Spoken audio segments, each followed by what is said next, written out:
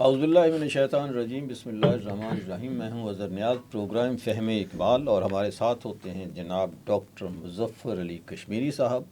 کیسے ہیں سر؟ السلام علیکم جناب۔ وعلیکم السلام ورحمۃ اللہ الحمدللہ، وبرکاتہ۔ دعائیں آپ کی۔ کہاں تک پہنچے ہیں؟ شکایت کے بعد جوابی شکوہ ہم نے اس کا 5واں بند جو ہے وہ کیا تھا وہ پچھلے پروگرام میں پڑھا تھا، جس کا اختتام کچھ یوں تھا کہ شکر شکوے کو کیا حسن ادا سے تو نے۔ کیا یہ اچھی بات ہے کہ آپ نے شکوہ تو کر دیا، لیکن اس کے ادائیگی کا انداز جو ہے وہ بھی بہت اچھا تھا۔ ہم سخن کر دیا بندوں کو خدا سے تو نے۔ تو خود سے مخاطب ہے کہ تم نے جو عام بندہ ہے اس کو جو ہے اللہ تعالیٰ سے ہم کلام کر دیا ہے۔ تو اب چھٹے بند کا آغاز جو ہے وہ کچھ یوں ہے: ہم تو مائل بے کرم ہیں۔ اچھا، ہم اس کو با کرم بات کر سکتے ہیں، لیکن فارسی بے کرم۔ ہاں، اوکے جی، بس ایسا ایسا ہماری فارسی ٹھیک ہو جائے گی انشاءاللہ۔ ہم تو مائل بے کرم ہیں، کوئی سائل بھی نہیں۔ ہم تو نیکی کے لیے، اچھائی کے لیے، کرم کے لیے، عنایت کے لیے جو ہے ہمہ وقت تیار ہیں، لیکن کوئی ایسا ہے کوئی مانگنے والا ہی نہیں۔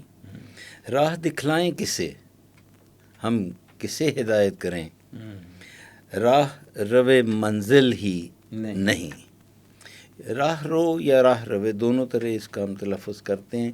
اس کا جو لفظی معنی ہے وہ ہیں چلنے والا، جو راستہ طے کرنے والا ہے۔ لیکن جب ہم اس کو دوسرے معنی میں لے کر جاتے ہیں تو وہاں ہمیں اس کے معنی جو ہیں وہ یہ ملتے ہیں کہ وہ اشخاص جو طالبان حق ہیں، سالک ہیں، اللہ کے راہ کی تلاش میں چلنے والے ہیں، ہم اس کو راہ روے منزل جو ہے وہ کہتے ہیں۔ تربیت عام تو ہے، جوہر قابل نہیں۔ جوہر قابل تربیت کرنے والے بھی موجود ہیں، لیکن ایسے اشخاص جن کے اندر وہ آموزش کا جوہر ہو، سیکھنے کی صلاحیت ہو، شوق ہو، طلب ہو، وہ نہیں مل رہے۔ جس سے تعمیر ہو آدم کی، یہ وہ گل ہی نہیں۔ مٹی نہیں کہ یہ پتہ نہیں کس مٹی کے بنے، ان میں وہ تاثیر ہی نظر نہیں آتی کہ ان کے اندر کوئی سیکھنے کا عمل ہو۔ تو یہ لفظ گل ہے، گل نہیں ہے۔ تو املا کے اعتبار سے تو گل اور گل دونوں ایک ہی ہیں، لیکن یہ ہے کہ گل جو ہے وہ مٹی کے لیے، انسان جو ہے پھول کے لیے، گل پھول کے لیے۔ گل فارسی میں بڑے خوبصورت معنی میں استعمال کر، کسی کو یہ کہنا ہو کہ تم نے بڑی اچھی بات کہی ہے، اچھا جی، ہاں تو کہتے ہیں گل گفتی۔ اچھا، گل گفتی، واہ، جیسے منہ سے پھول جھڑ رہے ہیں۔ ہاں بالکل۔ ہم اردو میں کہتے ہیں۔ ایک اور گل کا استعمال بتاؤ کہ ایسے آپ کمرے میں داخل ہوئے ہیں، وہاں سیٹس لگی ہوئی ہیں آگے پیچھے، آپ ایک نشست پر بیٹھ گئے ہیں۔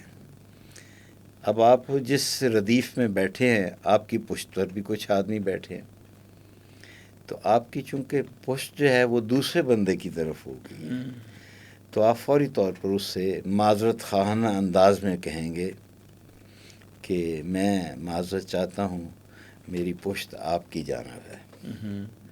تو آگے سے جو جواب ملتا ہے وہ یہ ہوتا ہے: گل پشت رو ندارت۔ پھول کی جو ہے بہت اچھا ہے، کوئی بھی اس کا جو ہے نا آگا پیچھا نہیں ہوتا، پھول کو جدھر سے ہی دیکھے وہ پھول ہے۔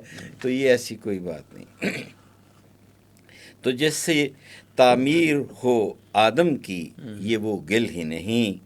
کوئی قابل ہو تو ہم شان کئی دیتے ہیں، ڈھونڈنے والوں کو دنیا بھی نئی دیتے ہیں۔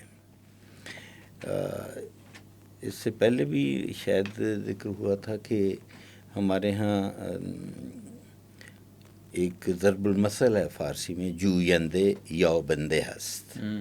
جو بندہ جو ہے وہ کسی چیز کی تلاش کرتا ہے، وہ اس کو اللہ تعالیٰ دے دیتا ہے۔ ان والا والو بھی نہیں۔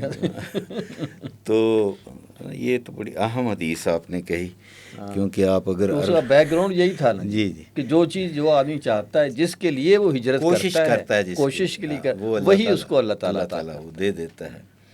تو ڈھونڈنے والوں کو دنیا بھی نہیں دیتی. یہاں یہ لفظ جو شان قئی جو ہے نا، یہ کئی تلفظ جو ہے یہ ہمارے اردو میں ہم اس تلفظ کو کئی کر رہے ہیں، کئی معنوں میں استعمال ہوتا ہے. جی وہ بھی بہتات کثرت کے لیے بھی ہے، لیکن فارسی زبان میں اس کی بظاہر املا وہی کاف اور یہ 2 حرف ہیں، اور اس کے تھوڑے سے تلفظ سے اس کے معنی میں بہت ساری تبدیلی آ جاتی ہے. ٹھیک. تو فارسی میں اس کا تلفظ ہے وہ قے ہے. اچھا، لیکن یہ ہوگا 2 نقطوں والا نہیں ہے، کاش والا ہی. ہاں 2 ہاں، لیکن قے قے شان قے دیتے ہیں یا کئی ہی بولیں گے؟ اردو میں کئی ہے. ہاں، میں یہی تو عرض کر رہا ہوں کہ فارسی میں جب ہم کاف اور یہ 2 حروف لکھتے ہیں تو اب فرض کریں کہ آپ اس کو پڑھتے ہیں کی است، کاف یہ ٹھیک. کی است، اس کا مطلب کہ کون ہے. کاف یہ کی کے معنی ہے کون. فارسی زبان کی جو الف با ہے، جو فارسی نو میں مروج الف با ہے، اس میں بڑی یہ جسے اصطلاحی طور پر ہم یائے مجہول کہتے ہیں، اور ہم اپنے کہتے ہیں بڑی یہ، اور چھوٹی یہ جسے یائے معروف کہا جاتا ہے. چھوٹی یہ رائج ہے، یائے معروف رائج ہے، اور یائے مجہول نہیں ہے. اوکے. اب یائے مجہول بڑی یہ جو ہے اس کا جو آواز ہے بھاری نکلتی ہے. ٹھیک. یائے معروف کی تیکھی آواز ہے. تو جب آپ نے بڑی یہ کی آواز جو ہے اس کا حصول کرنا ہو، یہ فونیٹک کا جو ہے ایک نقطہ ہے فارسی زبان کی الف بائی حروف میں، کہ جب بھی انہوں نے بڑی یہ کی آواز لینا ہو تو یہ سے پہلے والے حرف کے نیچے زیر لگا دیتے ہیں. اوکے. جبکہ ہمارے ہاں یہ اگر تلفظ جو ہے کاف کے نیچے زیر ڈال کے آگے آپ یہ لگا تو ہم کی پڑھیں گے، جی. کاف زیر یہ کی. لیکن موجودہ فارسی نو میں کاف زیر اور یہ جو ہے وہ قے کے معنی میں آئے گا. ٹھیک ہو گیا. اور یہ جو شان کئی ہے، یہ تو ہم نے تو یہ پڑھا تھا کہ کوئی بادشاہ تھا جو کہ جس کی جیسے کہا جائے یعنی بادشاہوں کی شان. یہ تو ابھی 2 معنی بتایا، ابھی تیسرے اچھا، معنی کی تیسرے طرف میں ہم آئے. میں نے کہا کہیں بھول نہ جائے، میں یاد کرا دوں کہ ہم غلط تھے یا ایسا ہی ہے. اس کے جو اسی لفظ کے جو تیسرے معنی ہیں وہ اس کا تلفظ قے ہم جب کرتے ہیں تو ایک سلسلہ ایران کے اندر بادشاہت کا قیانی سلسلہ تھا. اچھا جی. یہ کیا نہیں ادھر سے نکلے ہوئے ہاں سارے؟ جی بالکل وہیں سے ان کا تعلق ٹھیک ہو گیا. تو یہ جو شہنشاہی سلسلہ تھا اور اس کے جو سب سے اہم بادشاہ تھے، تو 3 کا نام تو ہر ایک کے زبان زد عام ہے. تو وہ قے خسرو، قے کباد اور قے کاؤس. جی. اس کے علاوہ 4 5 6 نام اور بھی ہیں. تو لیکن یہ وہ جو ہیں جو بڑے برجستہ جو لوگ تھے، سب لوگ جانتے ہیں، وہ جن کو یہ فوری طور پر جانتے ہیں، تو یہ اپنے نام سے پہلے لفظ قے جو ہے لگاتے تھے، جس سے پتہ چلتا تھا کہ یہ قیانی خاندان کے. اوکے. تو یہ شان قئی جو ہے ادھر سے بادشاہ سے. لیکن ہمارے ہاں تلفظ اس کا جو ہے وہ کئی کر رہے ہیں، اصل وہاں جو تلفظ ہے وہ قے. پھر شعری ضرورت بھی تو ہے نا جی. شعری ضرورت کے بغیر کام چلنا ہی نہیں تھا. انہوں نے اگر اس کو یہ نہ کرتے جی. تو جو بادشاہ گزرے ہیں ان کے وہ تھے قے کباد، قے کاؤس، قے خسرو بن سیاوش، پھر قے محراب، گستاسب، لہراسب، مشہور ہے جی. جی اور پھر بہمن من اسفندیار. یہ سارے ہیں قیانی سلسلے کے، لیکن جو ابتدائی تھے انہوں نے اس کے ساتھ لفظ قے لگاتے رہے تھے اپنے نام کے ساتھ ہی ان کا لقب. تو یہ قیانی سلسلے کے بادشاہ جو تھے ان کے جو ہے الفاظ نام جو تھے ان کے ساتھ یہ لقب جو ہے شامل تھا. تو کوئی قابل ہو تو ہم شان قی دیتے ہیں، اگر کوئی اس کا اہل ہمیں مل جائے تو ہم تو اس کی وہ بادشاہوں جیسی عزت و تکریم جو بلکہ ہے بادشاہ بنا دیتے ہیں جی، وہ انہیں بادشاہ بنا دیتے ہیں۔ ہاتھ بے زور ہیں، الحاد سے دل خوگر ہیں۔ ناتوان لوگ ہیں، ان کے قوت ہی نہیں ہاتھوں میں جی۔ اور الحاد جو ہے اس کی عادت ہو گئی ان کو، کفر ان کو، یعنی وہ حلال حرام جو ہے وہ کوئی اس میں فرق ظاہر نظر نہیں۔ یہ لفظ جو ہے جس کو ہم الحاد پڑھ رہے ہیں، یہ اس کو زیر سے پڑھیں گے تو بالکل ٹھیک ہے۔ الحاد کے جو معنی ہے وہ ہے بے دینی، ٹھیک ہو گیا۔ فارسی میں بی کیشی بھی کہا جاتا ہے، کیش مذہب کو کہا جاتا ہے، اچھا، دین کیش مذہب ایک ہی چیز ہے۔ تو اردو میں ہم بے کیشی کہہ سکتے ہیں، لیکن فارسی میں نہیں وہ اردو میں بھی ہم ویسے ہی بولتے ہیں، اچھا، کوشش ہماری جی اردو والوں کی ہوتی ہے، جی، اتنے بدتمیز بھی نہیں ہیں کہ ہم تو جو ہے فارسی کو فارسی کی طرح جاوید بولیں، ہاں ہے نا، جوید کی بجائے، ہاں جی جی ہاں جی، تو وہ جاوید جو ہے جاوید۔ تو الحاد جس وقت ہم کہتے ہیں تو اس سے مراد کفر ہے، بے دینی ہے، لیکن جس وقت ہم الحاد کہیں گے، یہ زیر جو ہے اوپر چلے گی، زبر بن گئی، تو پھر یہ لحد کی جمع بن جائے گی، اچھا، قبر کی جمع۔ تو اس لیے یہ اس کی ذرا سی ادائیگی میں جو ہے ہم اگر تھوڑی سی احتیاط نہ کریں گے تو بظاہر جو ہے اس کے معنی میں جو تبدیلی آ جائے گی۔ احتیاط نہیں کریں گے تو پھر قبر ہے آگے، پھر آگے قبر ہے۔ تو الحاد سے دل خوگر ہیں، امتی باعث رسوائی پیغمبر ہیں۔ اللہ اکبر۔ ان کے اس عمل اور اس عادت سے جو ہے وہ ہمارے پیغمبر رحمت جو ہیں یہ ان کی رسوائی کا باعث ہے کہ ان کی امت جو ہے ان کا حال یہ ہے کہ وہ اپنے دین سے ہٹ کر جو ہے وہ کفر کی خوگر ہوتی جا رہی ہے۔ بت شکن اٹھ گئے، باقی جو رہے بت گر ہیں۔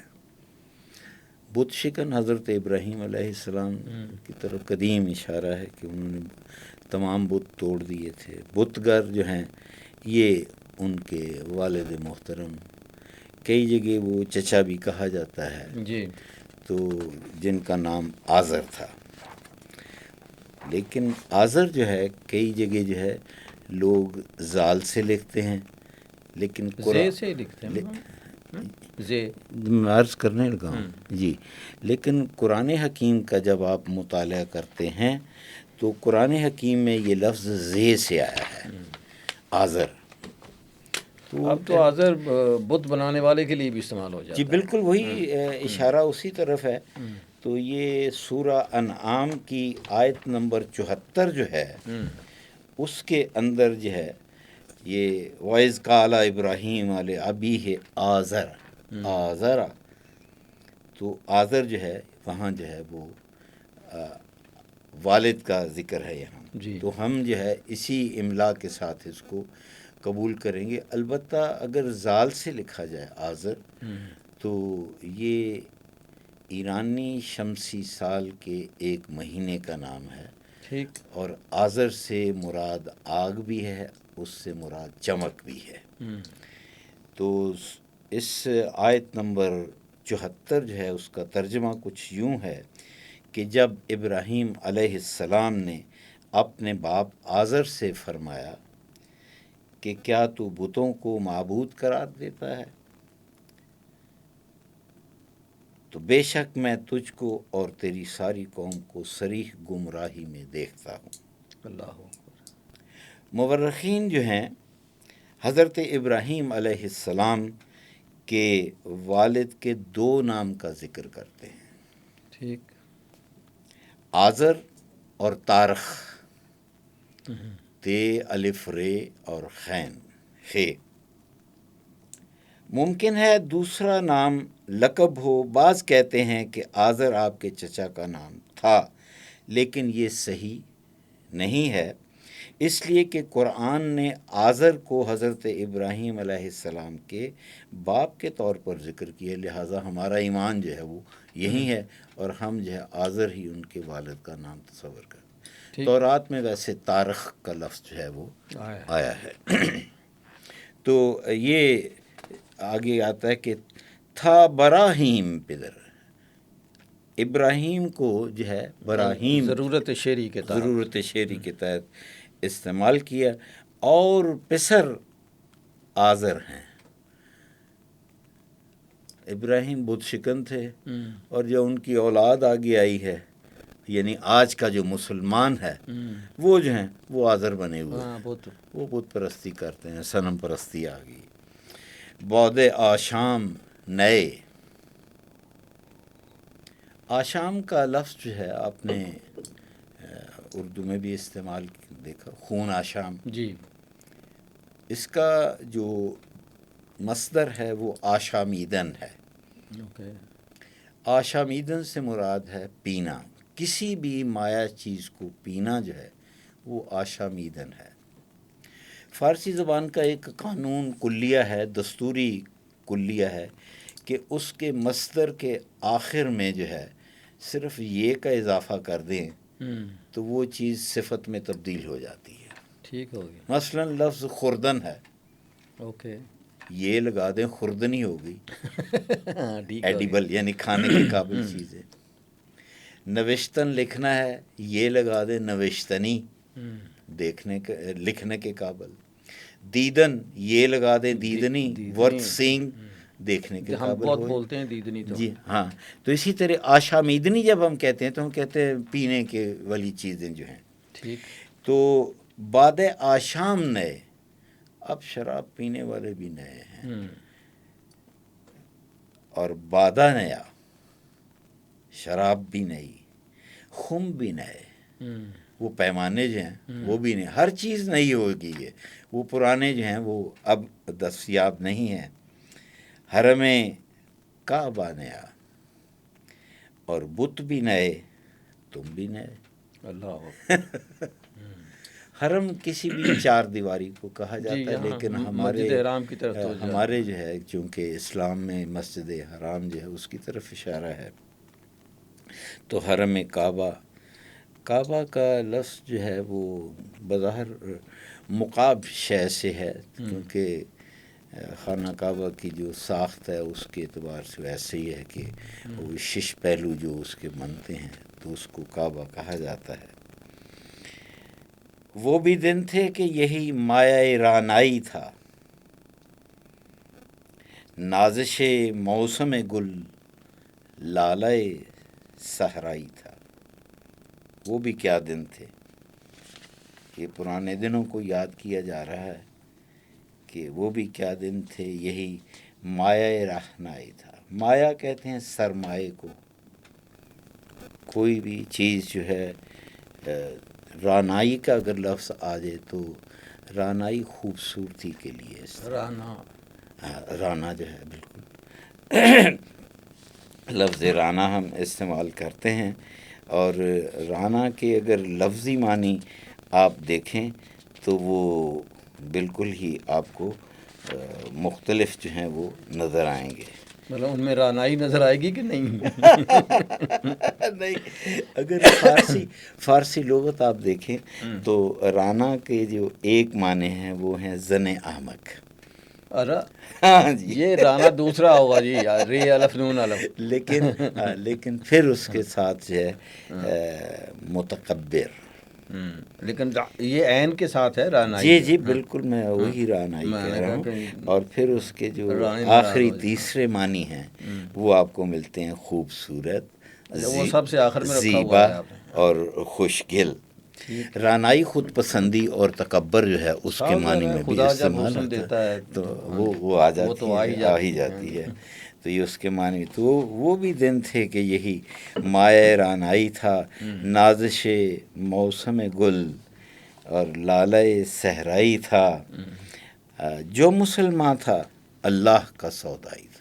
کیا بات، وہ مسلمانوں کے اندر جو اللہ تعالیٰ پر ان کے راسخ ایمان تھے تو وہ شیدائی تھے، جان دیتے تھے۔ آپ دیکھیں جو نو مسلم تھے انہوں نے کون کون سی مصیبتیں جھیلیں، لیکن ان کا کہ ہم الا اللہ ہی کہیں گے، لا الہ الا اللہ پڑھیں گے۔ جی ہاں، تو جو مسلمان تھا اللہ کا سودائی تھا، کبھی محبوب تمہارا یہی ہر جائی تھا. کسی یک جائی سے اب عہد غلامی کر لو. ہر جائی اور یہاں یک جائی جو ہے، یہ دونوں آپس میں جو ہے نا یہ متضاد ہیں. اچھا. ہر جائی اور یک جائی وہ ہے جو کہ ایک ہی جگہ ایمان اپنا رکھتا ہو، اور ہر جائی ادھر ادھر، ہر جائی جو ہے وہ ادھر بھنورا ہے. وہ پروین شاکر نے کہا تھا کہ میرے پاس آیا، وہ جہاں بھی گیا لوٹا تو میرے پاس. یہ کمال کا شعر ہے جی، مجھے سب کمال سے زیادہ، جی کیونکہ یہ اصل میں ایسا لگتا ہے جیسے اللہ تعالیٰ، یہ شکوہ اللہ نے کہا نا، تو یہ شعر بھی اللہ تعالیٰ کی طرف سے ہے کہ وہ جب مجھ سے کر لیتا ہے، توبہ کرتا ہے، کہیں گھومتا گھامتا ہے لیکن آتا میرے پاس ہی ہے. تو آخر پر میرے پاس ہے. لوٹا تو میرے وہ پاس جہاں ہے. بھی لوٹا تو گیا لوٹا تو میرے پاس ہے. آیا. بات اچھی یہی ہے میرے ہر جائی کی. تو اس میں یہ یکجائی بھی ہے. تو کسی یکجائی سے اب عہد غلامی کر لو. یعنی آپ اس کے بندے بنو جو یکجائی ہو، ہر جائی نہ ہو، ایک اللہ کو ماننے والا ہو، پیر کامل ہو. ملت احمد مرسل کو مقامی کر لو. یعنی ملت احمد مرسل ہر جائی نہیں ہونی چاہیے، مقامی ہونی چاہیے، لوکل ہونی چاہیے. وہ ایک جگہ مستقر ہونے والے جو ہے نا اس کو اس شکل میں لے آئیں. کس قدر تم پہ گراں صبح کی بیداری ہے. اللہ اکبر. سحر خیزی مسلمان کا شیوہ ہے کہ مسلمان تو صبح کی نماز اگر رکھنی ہو نا جی کہ میں پڑھوں، بس یہی شعر یاد کر لیں. آپ صبح کی نماز چھوڑ نہیں سکتے. کس قدر تم پہ گراں صبح کی بیداری ہے، ہم سے کب پیار ہے، ہاں نیند تمہیں پیاری ہے. وہ حافظ جو ہے اس کو آپ مطالعہ کریں تو حافظ صاحب کہتے ہیں کہ ایک رات بادہ خاری کا عمل جاری تھا تو سحر ہو گئی. تو جب سحر ہو گئی وہ مے خواری جاری تھی تو حافظ کہتا ہے کہ بغرض توبہ سحر گفتم استخارہ کنم. جب سحر ہوگی تو میں نے کہا توبہ کرنی چاہیے اس بات سے، لیکن توبہ کرنے سے پہلے استخارہ نہ کر لیں کہ آیا توبہ کرنی چاہیے یا نہیں. ہاں، لوگ اس لیے حافظ کے کلام سے استخارہ کرتے ہیں. فال حافظ دیکھتے ہیں. تو بغرض توبہ سحر گفتم استخارہ کنم، بہار تازه رسیدے چه چاره کنم. ہر طرف بہار آئی ہوئی ہے، ایسے موسم میں توبہ کیسی. پھر کہتا ہے توبہ کردم نخورم بار دیگر. میں نے توبہ کر لی کہ میں دوبارہ نہ پیوں. فقط امشب، صرف آج کی رات، فردا، کل، فردا یہ دیگر اور کچھ آنے والے دن بھی. صبح کو میں پی شام کو توبہ کر لی، رند کے رند رہے ہاتھ سے جنت نہ گئی. تو یہ جناب حافظ جو تھا اس نے اس طرف کتنے ہو گئے اشارہ آپ کیا کسی جگہ پہ. تو صبح کی بیداری جو ہے لوگوں کو بڑی کیونکہ راتوں کو جاگ کر گزارتے ہیں، صبح کی نماز جو ہے وہ جاتی رہتی ہے. تب آزاد پہ قید رمضان بھاری ہے. اب ماہ رمضان آ گیا. مسلمانوں کی جو بنیادی چیزیں ہیں نماز، روزہ، حج، زکوٰۃ، اس میں سے رمضان جو ہے وہ بڑا ایک اہم جو ہے وہ فریضہ ہے. تو تب آزاد پہ قید رمضان باری ہے. یہ لوگ اب جو آزاد اپنے آپ کو کیے ہوئے ہیں، جنہوں نے اپنے اوپر جو مذہبی قیود و حدود جو ہیں وہ اس سے آزاد پھر رہے ہیں، ان کے لیے یہ ماہ رمضان کی قید، صبح سویرے اٹھنا سحر کے وقت ہے جی، اور پھر سارا دن بھوکے پیاسے. تو میں کہہ دوں وہ یہی آئین وفاداری ہے. کیا یہی آئین وفاداری اللہ تعالیٰ کے ساتھ وفاداری کے لیے تو تمہیں تو پھر سحر خیزی کرنی پڑے گی، سحری کے لیے اٹھنا پڑے گا، سارا دن بھوکا رہنا پڑے گا، نظر کا روزہ رکھنا پڑے گا، اپنے زبان کا روزہ رکھنا پڑے گا. یہ بہت ساری چیزیں ہیں، لیکن آپ اپنی طبع آزاد کے لوگ ہیں، ان سے ذرا بہتر کرو اپنے. تو قوم مذہب سے ہے، مذہب جو نہیں تم بھی نہیں. قوم جو ہے وہ مذہب کے بغیر جو ہے کچھ بھی نہیں ہے. جذب باہم جو ہیں محفل انجم بھی نہیں. تو انجم جو ہے ستارے کے لیے لفظ استعمال کیا جاتا ہے. تو ستارے کے لیے پہلا کیسے تھا؟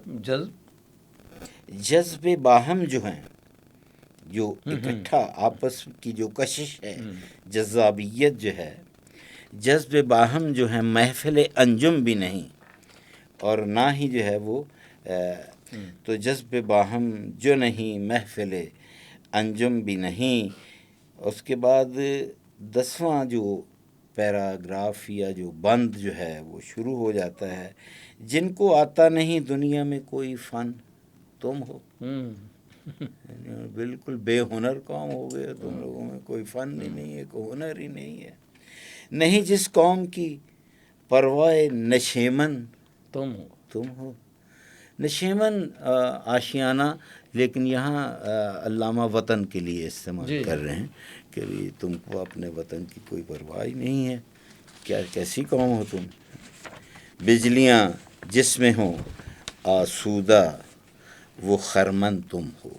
خرمن، اچھا خرمن، یہ خرمن بھی اس کو تلفظ کرتے ہیں، ہم لوگ خرمن ہی بولتے جی، لیکن اس کا ابتدائی تلفظ جو ہے وہ خر اور من ہے. خرمن بظاہر اصل میں ہم خر کی وجہ سے نہیں بولتے کہ جو من کو خر کرتا ہے. خر بڑا اہم لفظ ہے جی. تو خر کو تو اتنا استعمال کیا گیا ہے، لیکن خر ایک سابقہ کے طور پر بھی استعمال ہوتا ہے. کسی چیز کو بڑا دکھانا ہو، اچھا، تو اس سے پہلے لفظ خر لگا دیا جاتا ہے. مثلا ہم کہتے ہیں خر مگس.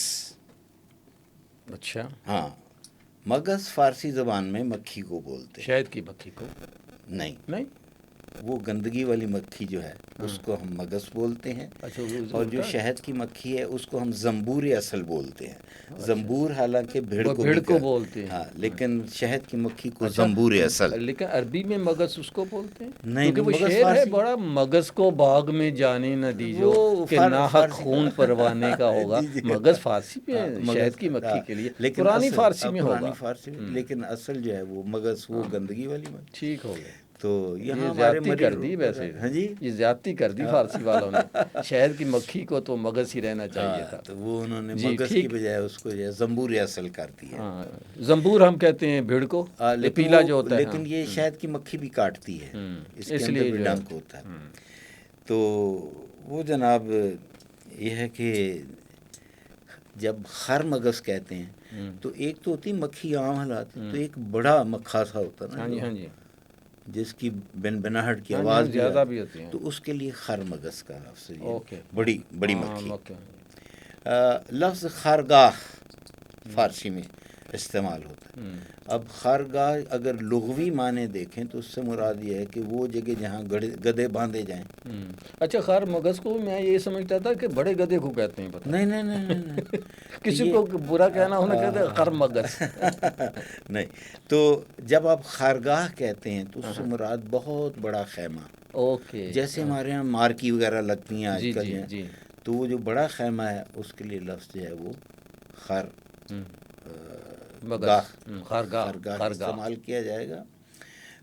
پھر اسی طرح آپ دیکھیں کہ ہمارے ہاں ایک صندوق ہے، باکس ہے، تو جسے آپ سیف کے طور پر نقدی رکھنے کے لیے استعمال کرتے ہیں.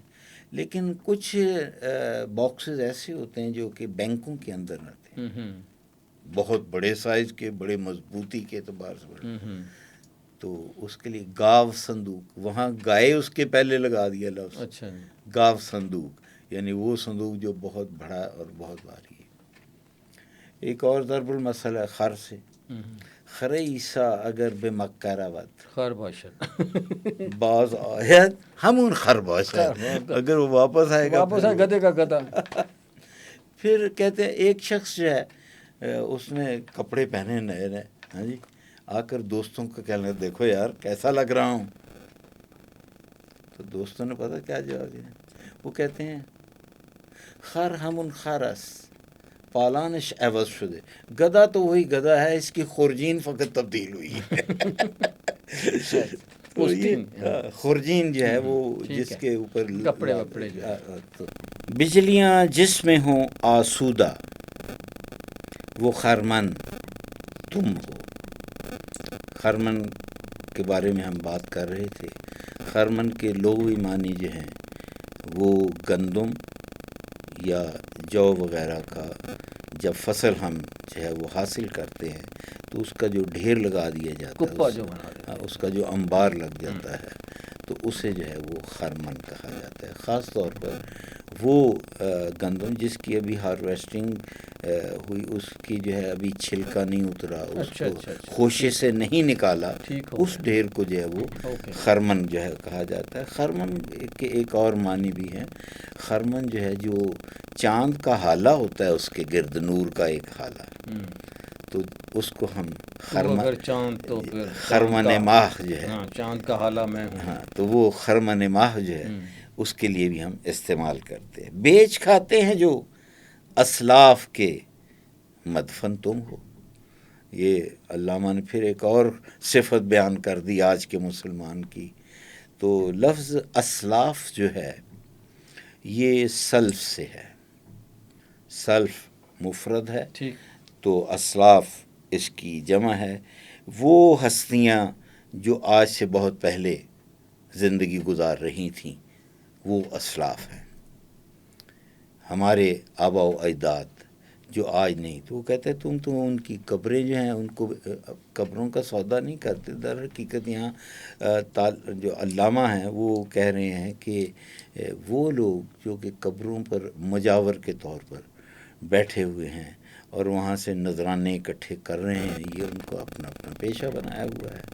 تو یہ تم کر رہے ہو کہ اپنے آبا کے اسلاف کے جو مدفن ہیں ان سے جو ہے تم نے ان کو کمائی کا ذریعہ جو ہے وہ بنایا ہوا ہے. یہ لفظ سلف جو ہے اس کو اگر آپ سیلف پڑھ دیں تو پھر وہ دو مرد جن کے حرم کے اندر دو بہنیں آئی ہوں جس کو ہم زلف کہتے ہیں, تو یہ وہ بن جاتا ہے. تو یہ وہ اس کے معنی سیلف کے معنی وہ آ جاتے ہیں. لیکن فارسی نے جو موجودہ فارسی ہے اس میں ایک لفظ اور استعمال ہوتا ہے جو ٹرکش لفظ ہے. وہ لفظ ہے باجناغ. باجناغ جو ہے یہ وش بون کو کہا جاتا ہے. مرغی کہ یہ جو ادھر یہاں جو ہڈی ہوتی ہے جو آگے غلیل کی مانند ہوتی ہے تو یہ وش بون ہم اسے انگریزی میں کہتے ہیں اور اس کو باجناغ بھی کہتے ہیں. تو وہ جو ہم زلف ہے اس کو موجودہ فارسی میں جو ہے وہ باجناغ بھی کہا جاتا ہے اور سلف بھی اس کے معنی. لیکن اردو کا ہم زلف جو ہے نا اس کا جواب نہیں, وہ بڑا خوبصورت بہت خوبصورت ہے. ہو نکو نام جو قبروں کی تجارت کر کے وہاں مجاور بن کے اور نیک نام کمانا جو ہے, کیا نہ بیچو گے جو مل جائیں صنم پتھر کے. ہو نکو نام جو قبروں کی تجارت کر کے, یہ عمل جو تم کر رہے ہو اگر یہی عمل جو سمجھتے ہو کہ تمہاری نیکی کا نیک نامی کا باعث ہوگا تو کیا نہ بیچو گے جو مل جائیں صنم پتھر کے. تو کیا تمہیں جو ہے پتھر کے صنم مل جائے, کیا ان کا بھی سودا کر لو گے, یہی تجارت شروع کر دو گے. ایک زمانے میں بت شکن تھے, پھر اس کے بعد بت پرست آ گئے, تو اب تم بت جو ہے فروش ہے وہ بھی بننا چاہتے ہو. تو یہاں پر آ کر جو ہے یہ 10واں بند جو ہے اس کا اختتام ہوتا ہے. انشاءاللہ امید ہے کہ آئندہ جلسے میں ہم 11ویں بند سے آگے چلیں آغاز کریں گے. ٹھیک ہو گیا جی, بہت شکریہ جی. پروگرام فہم اقبال, میں ہوں اظہر نیاز اور ہمارے ساتھ تھے ڈاکٹر مظفر علی کشمیری صاحب. اجازت دیجیے, اللہ حافظ.